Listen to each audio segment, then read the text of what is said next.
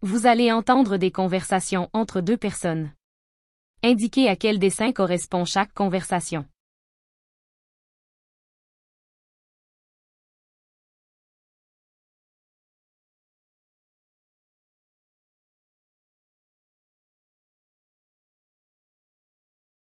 Tu es allé te promener ce week-end? Oui, on a fait une belle randonnée dans la forêt. C'était magnifique. Ah, je croyais que tu parlais de ton voyage dans le désert avec tes cousins.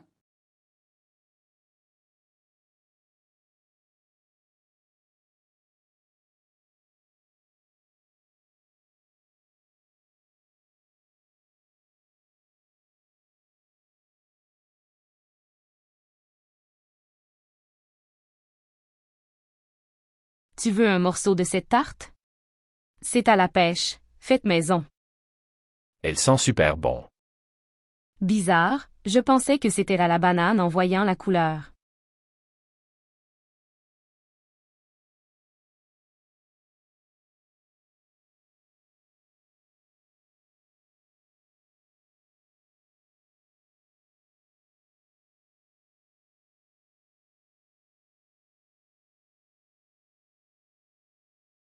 Tu as vu ma nouvelle tasse? Elle change de couleur avec la chaleur. Oui, elle est super originale. Ah, j'avais cru que tu parlais du grand verre que tu as acheté hier.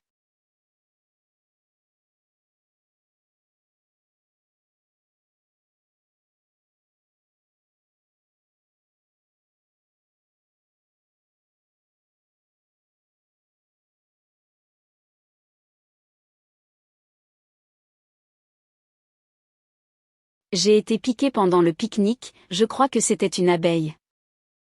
Tu dois faire attention, surtout près des fleurs. Je pensais que c'était un moustique, avec cette chaleur.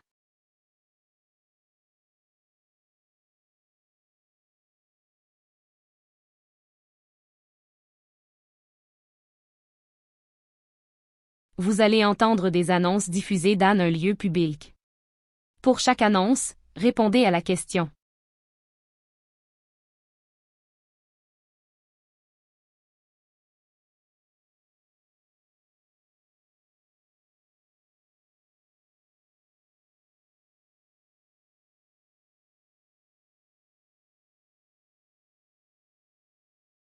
Mesdames et messieurs, le tribunal correctionnel de Sherbrooke tient à vous informer que, suite aux délibérations menées en séance plénière ce matin, l'accusé dans l'affaire référencée sous le numéro 24-0793 a été formellement acquitté des charges de vol à l'étalage qui lui étaient initialement reprochées.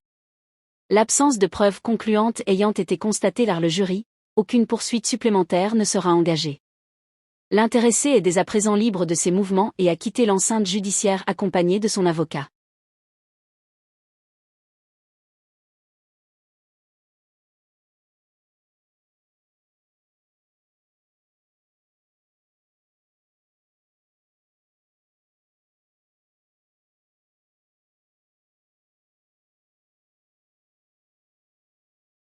En raison de conditions météorologiques défavorables affectant temporairement les accès extérieurs de la zone d'embarquement, les passagers à destination de Vancouver sur le vol 603 sont priés de se rendre exceptionnellement vers la porte de sortie située au niveau de la zone de récupération des bagages, porte 603, en remplacement de la porte 606 initialement prévue.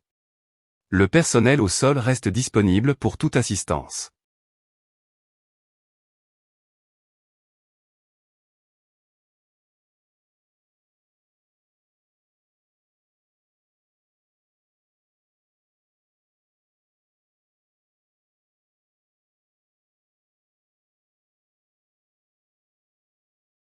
Attention, chers voyageurs, en raison d'un réajustement exceptionnel du planning ferroviaire appliqué ce week-end, tous les départs prévus connaîtront un décalage horaire d'environ 30 minutes, à la hausse ou à la baisse, selon les lignes concernées. Il est vivement recommandé de vérifier les horaires actualisés affichés en gare ou de consulter l'application mobile pour éviter tout désagrément.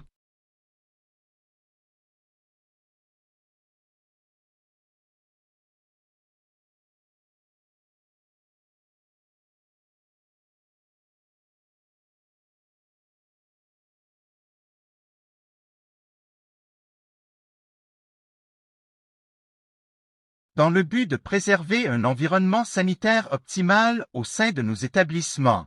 Nous rappelons que le port du masque demeure strictement requis dans l'ensemble des zones cliniques et d'attente. Toutefois, bien que des distributeurs de gel hydroalcoolique soient à disposition du public à chaque entrée, leur utilisation reste facultative et laissée à la discrétion de chacun. Merci de votre collaboration.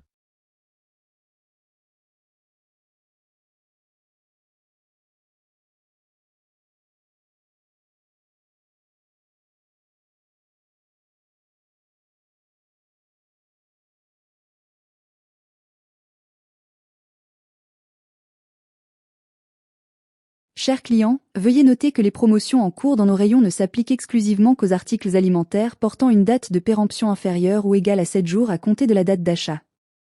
Toute demande de réduction sur des produits à longue durée de conservation sera systématiquement refusée en caisse. Merci de votre compréhension.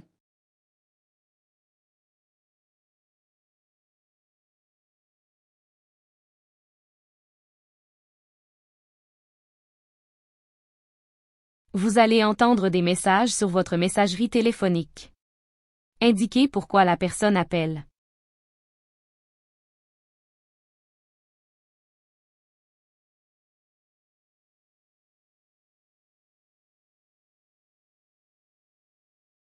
Coucou mon grand, c'est maman. Écoute, je viens de recevoir un appel de dernière minute du bureau. Je vais devoir rester plus tard que prévu ce soir, probablement jusqu'à la fermeture. Donc si tu passes par le supermarché en rentrant, pourrais-tu prendre un peu de viande hachée? Pas besoin d'en prendre beaucoup, juste assez pour 2 personnes. Tu me sauverais la mise, parce que je comptais faire des lasagnes demain. Merci d'avance et n'oublie pas, regarde bien la date de péremption. Bisous.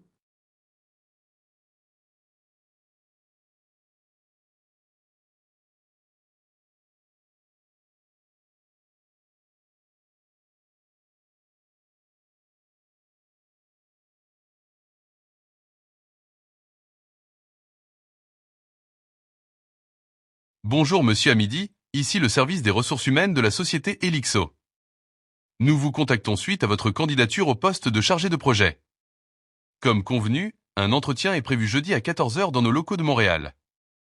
Afin de pouvoir organiser la présence des membres du jury, il nous faudrait une confirmation écrite de votre part d'ici demain midi au plus tard. N'hésitez pas à répondre à ce numéro ou par mail. Merci beaucoup et à très bientôt, on l'espère.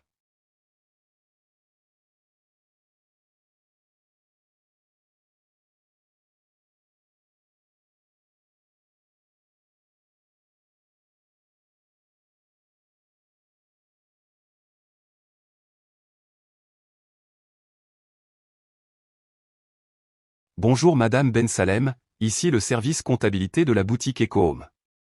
Nous effectuons une vérification de routine sur les paiements récents et il semble que la dernière transaction enregistrée à votre nom, datée du 22 juin, présente une incohérence, le montant payé en caisse est inférieur au total de la facture. Nous soupçonnons une erreur technique, mais pour régulariser la situation, nous aurions besoin que vous nous transmettiez les détails de votre paiement, idéalement une preuve bancaire ou une copie du reçu. Merci pour votre collaboration et à bientôt.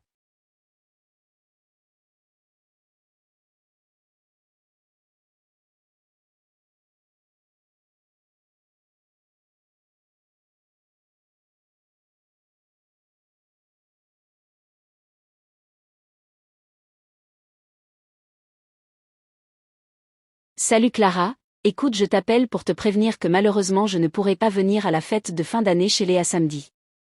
J'ai un empêchement de dernière minute avec ma famille. Mais je me suis dit qu'au lieu de venir les mains pleines, je pouvais quand même participer en offrant un petit cadeau à Léa.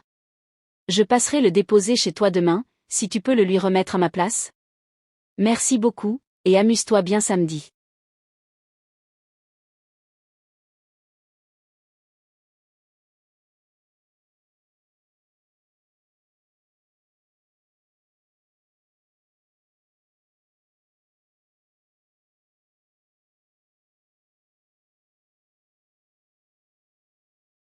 Bonjour Madame Tacol, ici le secrétariat pédagogique de l'Université de Sherbrooke.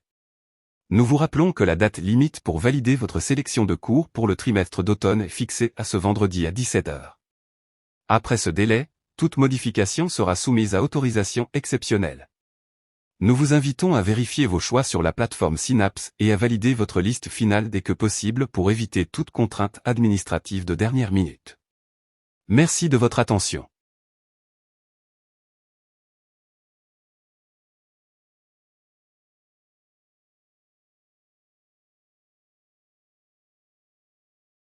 Vous allez entendre 3 personnes répondre à la question suivante. Êtes-vous favorable à l'utilisation de pesticides dans les exploitations agricoles? A. Il est entièrement favorable à l'usage libre des pesticides. B. Il est totalement opposé à toute forme d'utilisation de pesticides. C. Il est favorable à une utilisation modérée ou encadrée. D. Il ne prend pas position clairement.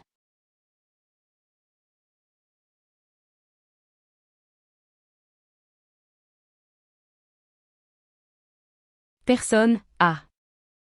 En tant qu'agronome, je considère que les pesticides jouent encore un rôle important dans la sécurisation des récoltes, surtout face aux aléas climatiques et aux invasions de parasites. Toutefois, je ne milite pas pour une utilisation systématique. Il faut réduire les doses, privilégier les alternatives biologiques quand elles sont viables, mais interdire complètement les pesticides serait irréaliste à ce stade. Il faut combiner pragmatisme et responsabilité.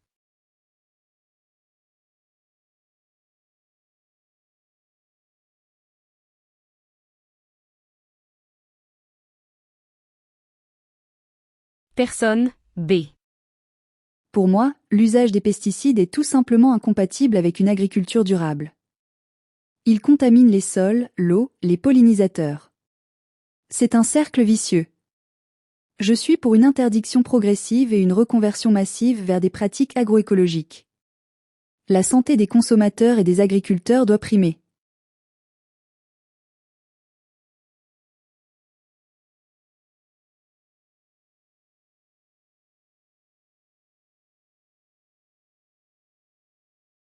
Personne C.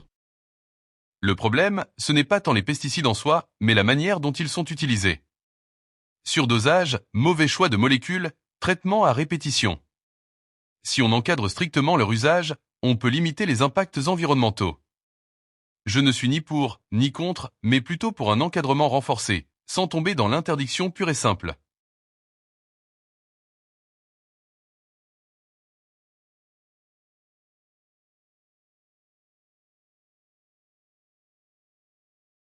Vous allez entendre 3 personnes répondre à la question suivante. Êtes-vous favorable à l'utilisation des remèdes à base de plantes à la place des médicaments chimiques? A. Il est totalement favorable à remplacer les médicaments par les plantes. B. Il pense que les plantes peuvent être une alternative dans certains cas. Coche épaisse blanche. C. Il rejette toute utilisation des plantes à visée thérapeutique. D. Il ne donne pas d'opinion claire.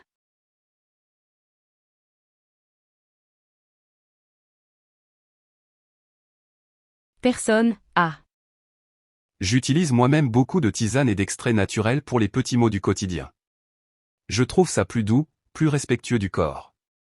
Mais dès qu'il s'agit de pathologies plus sérieuses, je me tourne sans hésiter vers la médecine conventionnelle. Les plantes ont leur place, mais il ne faut pas les idéaliser non plus.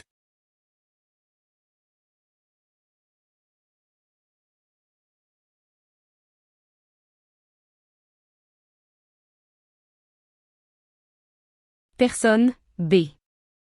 Je pense que les laboratoires pharmaceutiques ont trop d'emprise sur nos choix de santé. Les remèdes naturels ont prouvé leur efficacité depuis des siècles. Personnellement, je refuse de consommer des médicaments chimiques à moins d'y être contraint. Je suis totalement pour un retour aux solutions naturelles.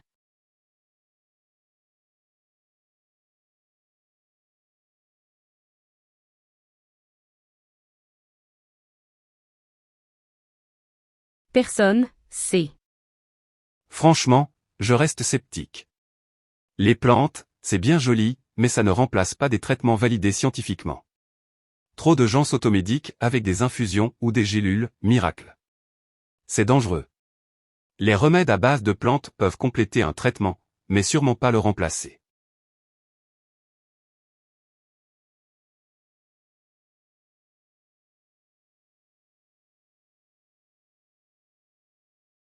Vous allez entendre des émissions de radio. Pour chaque émission, répondez à la question.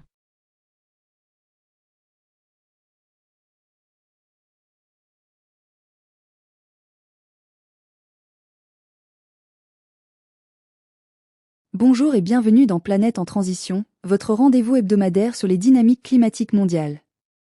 Cette semaine, nous nous penchons sur la manière dont les modifications climatiques influencent la fréquence et la répartition géographique des inondations. Selon les dernières analyses du Centre de modélisation hydrologique européen, les précipitations extrêmes, autrefois concentrées dans certaines zones tropicales, s'étendent désormais vers des régions auparavant épargnées comme les plateaux méditerranéens et les zones périocéaniques tempérées. Ce déplacement des régimes pluviométriques s'explique par un déséquilibre des masses d'air et une intensification des événements cycloniques à l'échelle intercontinentale. De plus, l'urbanisation rapide et souvent anarchique dans les zones à nouveau exposées exacerbe le ruissellement et l'engorgement des sols, rendant les dispositifs de gestion des eaux obsolètes. Il en résulte une montée en flèche du risque d'inondation dans des territoires qui n'étaient ni préparés, ni historiquement concernés. Enfin, l'absence de cartographie actualisée des bassins versants complique les prévisions et ralentit les interventions d'urgence, posant un défi logistique croissant pour les collectivités locales.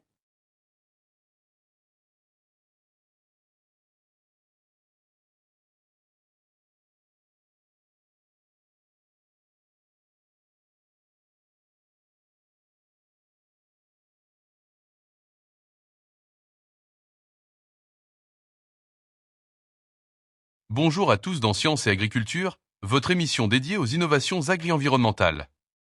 Aujourd'hui, nous explorons les différentes techniques d'irrigation en fonction des spécificités climatiques régionales. Dans les zones arides, comme certaines régions du Maghreb ou du Moyen-Orient, l'irrigation goutte à goutte reste la solution la plus efficace. Elle permet de minimiser les pertes par évaporation tout en assurant une hydratation ciblée des racines. En revanche, dans les zones tempérées à pluviométrie variable, des méthodes combinées sont souvent préférées. Alternance entre micro-aspersion et récupération des eaux pluviales selon les saisons. Ce type d'irrigation mixte est particulièrement répandu dans le sud de la France et le nord de l'Italie. Quant aux régions tropicales humides, elles recourent moins à des systèmes complexes, l'eau étant naturellement abondante. Cependant, l'irrigation gravitaire reste utilisée ponctuellement pour compenser les épisodes de sécheresse locale. Enfin, de nouvelles recherches s'orientent vers des systèmes pilotés par capteurs intelligents capable d'adapter en temps réel les besoins en eau aux conditions météorologiques et à la nature du sol, une révolution qui pourrait bien transformer l'agriculture de demain.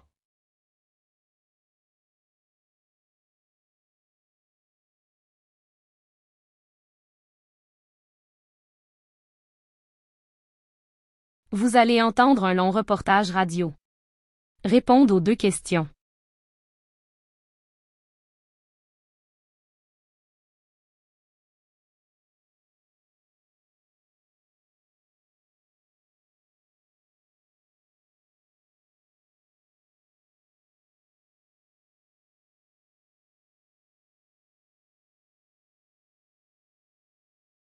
Professeur Laroche, qu'a-t-on découvert récemment sur les effets du tabagisme au niveau chromosomique? Les recherches les plus récentes révèlent que la consommation chronique de tabac induit une instabilité chromosomique marquée, notamment par des cas sur double brin et des anomalies de télomères. Ce qui est préoccupant, c'est que ces altérations ne se limitent pas à l'individu fumeur. Certaines mutations somatiques peuvent, si elles surviennent dans les cellules germinales, se transmettre à la descendance. Des études épigénétiques montrent également une reprogrammation transgénérationnelle de l'expression génique, affectant notamment les capacités pulmonaires ou neurologiques chez les nouveau-nés, même issus de parents ayant arrêté plusieurs années auparavant. Ces risques peuvent-ils être réversibles ou évités avec des politiques de santé publique? En partie seulement. L'arrêt du tabac permet une stabilisation génomique au bout de quelques années, mais certaines marques épigénétiques persistent plus longtemps. Il est donc crucial de renforcer la prévention avant même la conception. L'introduction de tests de fragmentation de l'ADN dans les bilans préconceptionnels pourrait être une avancée, tout comme une meilleure sensibilisation sur les effets différés du tabac au niveau moléculaire.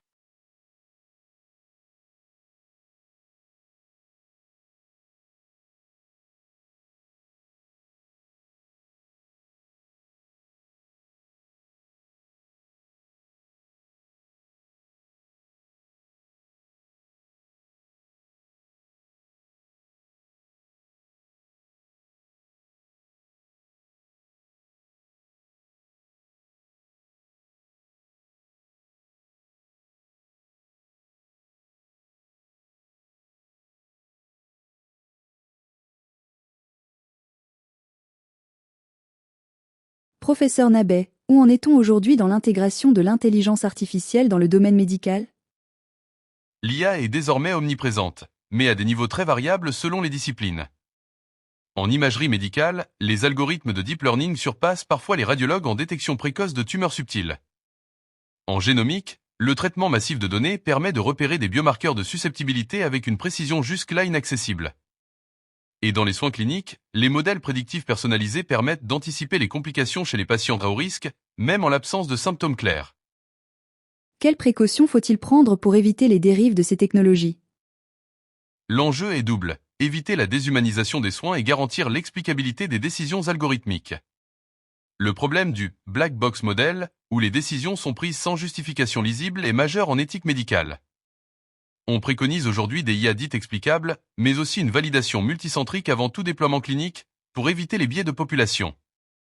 Et bien sûr, une supervision humaine reste indispensable.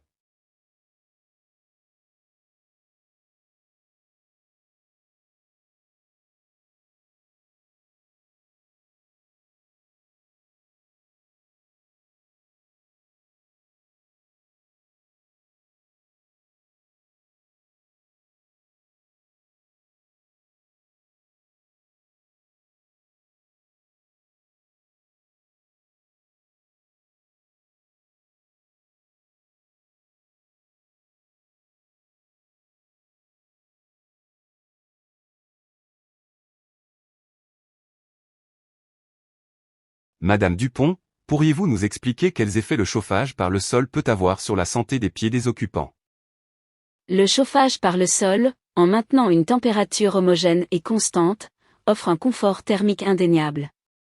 Cependant, des études récentes montrent qu'une exposition prolongée à une chaleur excessive, notamment dans des locaux mal ventilés, peut entraîner une hyperhidrose plantaire chronique. Cette sudation excessive crée un environnement propice au développement de mycoses, voire de dermatites irritatives.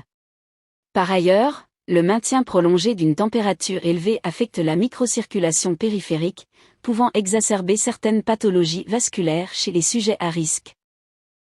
Quelles recommandations préconisez-vous pour limiter ces effets négatifs? Il est essentiel d'adapter la régulation thermique et d'assurer une bonne aération des espaces. De plus, il faut sensibiliser les utilisateurs à l'importance de changer régulièrement de chaussures et à une hygiène rigoureuse. Enfin, pour les personnes vulnérables, l'installation de systèmes de chauffage à zone modulable et la surveillance médicale régulière sont recommandées.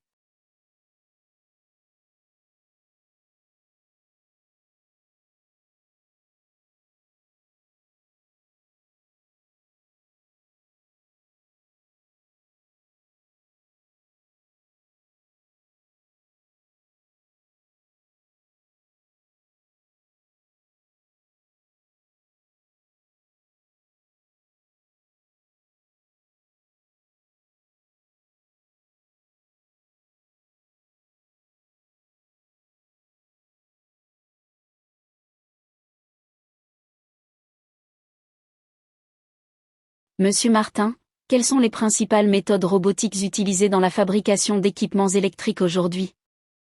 On distingue plusieurs catégories selon les tâches, les robots manipulateurs pour l'assemblage précis de composants fragiles, les systèmes collaboratifs dits cobots, qui travaillent en synergie avec les opérateurs humains pour des tâches semi-automatisées, et les robots mobiles autonomes utilisés pour le transport interne des pièces. Chaque méthode s'adapte aux contraintes de production, qu'il s'agisse de flexibilité, de répétitivité ou de sécurité. Comment ces technologies évoluent-elles face aux exigences d'innovation et de compétitivité? L'intégration d'intelligence artificielle permet désormais aux robots d'auto-adapter leurs actions en temps réel, réduisant les défauts et optimisant la cadence. Par ailleurs, l'utilisation de jumeaux numériques facilite la simulation et l'anticipation des processus industriels. Cependant, cette complexité accrue nécessite une montée en compétence des opérateurs et une maintenance plus sophistiquée.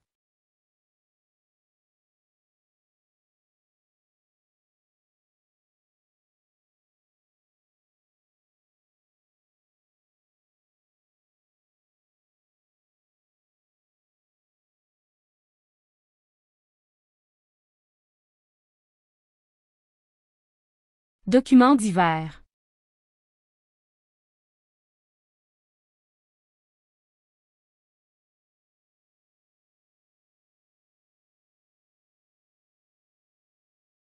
Des neurologues de l'université de Heidelberg ont récemment mis en évidence les effets délétères des substances psychotropes, notamment les hallucinogènes de synthèse, sur la structure neuronale. Ces substances agissent en perturbant le fonctionnement des neurotransmetteurs comme la sérotonine, entraînant des hallucinations visuelles et auditives, mais aussi une altération de la mémoire à court terme. À long terme, des lésions au niveau de l'hippocampe ont été observées, compromettant l'apprentissage et la consolidation des souvenirs. L'étude souligne que ces altérations ne sont pas toujours réversibles, surtout lorsque la consommation commence à l'adolescence, une période clé pour le développement cérébral. Les chercheurs insistent sur le fait que même une consommation dite récréative peut engendrer des dommages durables sur le raisonnement logique et la stabilité émotionnelle.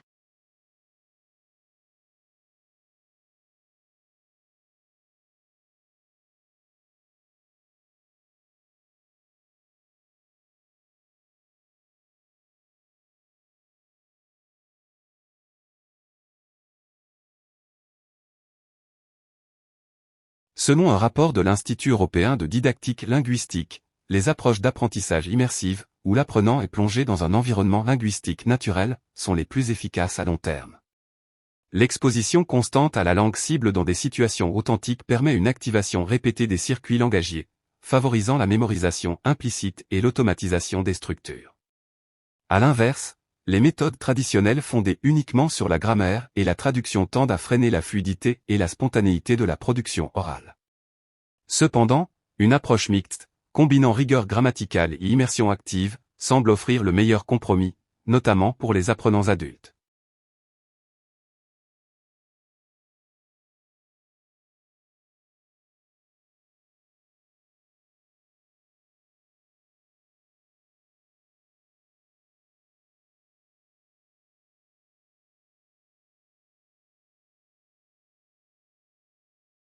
Une enquête du Centre de recherche en management stratégique montre que les entreprises qui favorisent une communication transversale et la délégation des responsabilités voient leurs employés plus engagés et autonomes. Cette autonomie accrue permet non seulement une meilleure réactivité face aux imprévus, mais elle encourage aussi l'innovation interne en responsabilisant les collaborateurs.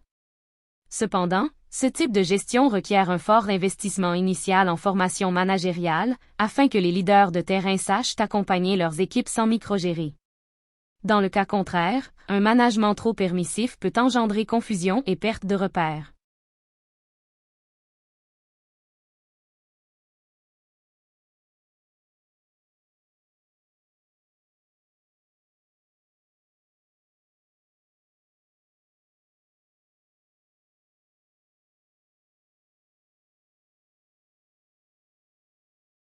Le dernier rapport de l'Institut des politiques publiques européennes met en lumière la pression budgétaire exercée sur les pays d'accueil par les vagues migratoires successives. Les systèmes de santé, de logement et d'éducation sont souvent les premiers à ressentir cette surcharge, notamment dans les grandes métropoles où les capacités d'accueil sont déjà saturées. Toutefois, le même rapport souligne que, à moyen et long terme, l'intégration des migrants, en particulier ceux en âge de travailler, peut constituer un levier de croissance économique, à condition que des politiques d'intégration actives soient mises en œuvre rapidement.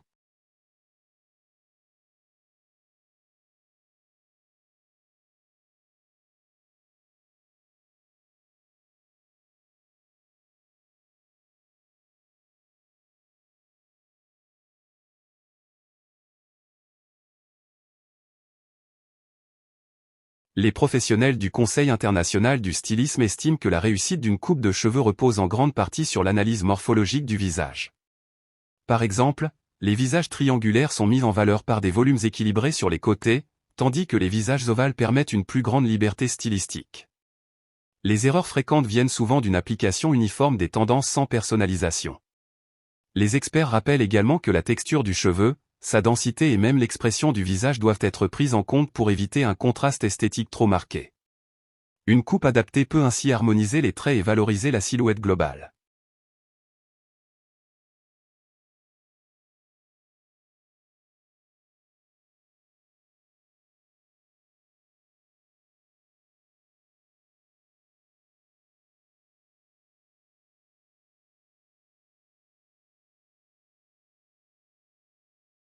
Selon une étude menée par l'Observatoire européen de la santé nutritionnelle, l'adulte moyen devrait consommer entre 1,5 et 2,5 litres d'eau par jour, en fonction de son activité physique, de la température ambiante et de son alimentation. Ce besoin peut être partiellement comblé par des aliments riches en eau comme les fruits, les légumes ou encore certains produits laitiers. Toutefois, il est essentiel que la majorité de cette hydratation provienne d'eau pure, non sucrée, et distribuée tout au long de la journée. L'étude rappelle également qu'ajouter des compléments comme les électrolytes, sodium, potassium, magnésium, peut s'avérer utile dans des situations de transpiration excessive ou de convalescence. En revanche, la consommation régulière de boissons sucrées ou aromatisées est déconseillée, non seulement elles ralentissent l'absorption hydrique, mais elles peuvent aussi entraîner une surcharge calorique inutile. Boire peu, mais souvent, reste le conseil numéro 1.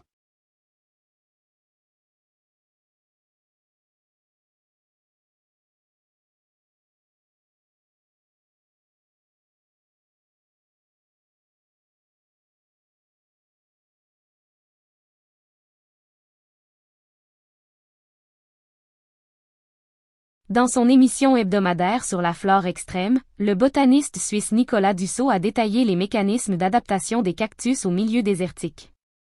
Les cactus globulaires, comme le phérocactus, stockent de grandes quantités d'eau dans leurs tissus charnus et réduisent leurs pertes grâce à des stomates qui ne s'ouvrent que la nuit. D'autres, comme les cactus colonneux, céreux, pachycéreux, peuvent atteindre plusieurs mètres de haut et capter la lumière sur une large surface verticale. En outre, certaines espèces présentent des épines très denses qui servent non seulement de protection contre les herbivores, mais aussi de barrière contre le vent et l'évaporation. Dussault souligne que le développement racinaire horizontal de certains cactus leur permet d'exploiter la moindre averse. Cette plasticité écologique explique leur résistance dans les zones où les précipitations annuelles sont inférieures à 100 mm.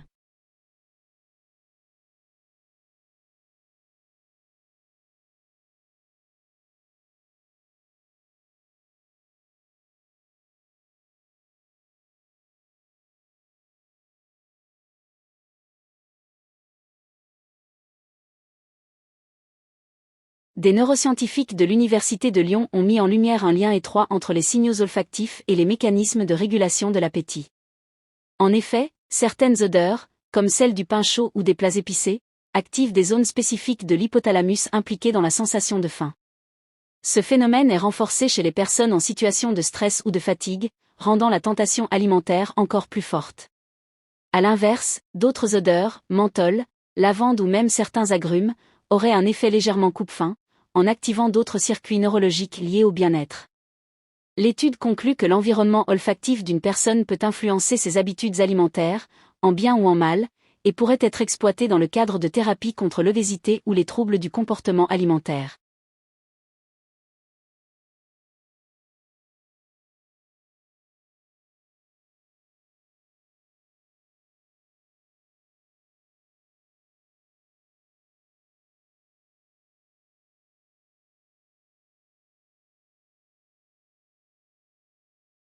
Dans une conférence croisée tenue à l'Université de Paris-Cité, plusieurs critiques littéraires ont comparé les courants dominants de la littérature contemporaine chinoise et française.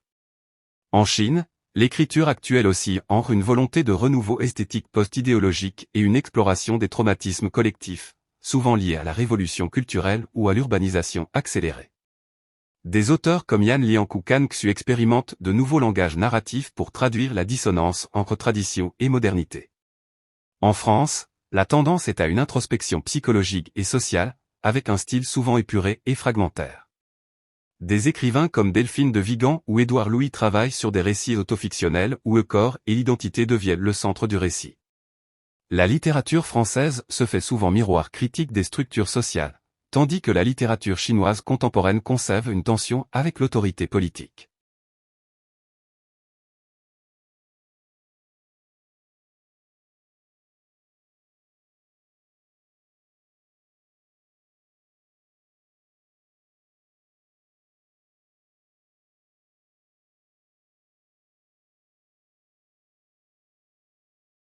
Un rapport du Consortium pour la recherche numérique en ingénierie révèle que la méthode la plus efficace pour rechercher des informations techniques consiste à combiner des mots-clés spécifiques avec des opérateurs logiques, dans des bases de données spécialisées. Par exemple, une requête comme CFD plus Turbulence plus Modèle, dans un moteur académique permet d'accéder directement aux publications les plus pertinentes. Les moteurs généralistes comme Google peuvent être utiles, mais ils nécessitent un tri manuel plus intensif. Le rapport recommande également l'usage d'outils comme Google Scholar, ResearchGate ou des plateformes comme IEE Explore pour accéder à des sources validées.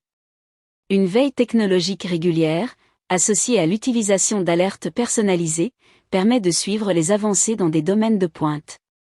Le problème majeur reste souvent l'accès payant au contenu, d'où l'importance des résumés étendus.